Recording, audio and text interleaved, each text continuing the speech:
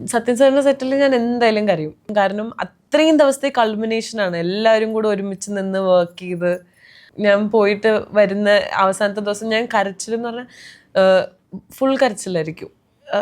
അത്രയും നമ്മളൊരു ഫാമിലി പോലെ താമസിച്ച് വരുമ്പോൾ ആ എൻഡത്തെ ഡേ ഭയങ്കര മെമ്മറബിൾ ആണ് യൂഷ്വലി ഓൾവേസ്.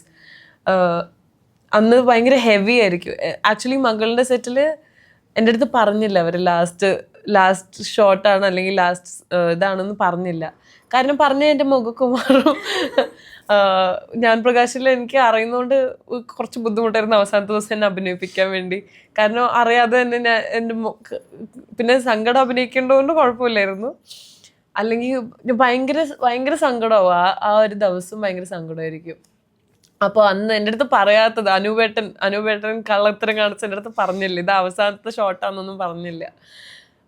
എന്നിട്ട് അന്ന് രാത്രി ഞാൻ കരഞ്ഞു. പക്ഷെ അവരൊക്കെ എന്നെ പുറത്തൊക്കെ കൊണ്ടുപോയി നമ്മൾ ഡിന്നറിനൊക്കെ പോയി. സാരമില്ല എന്നൊക്കെ പറഞ്ഞു.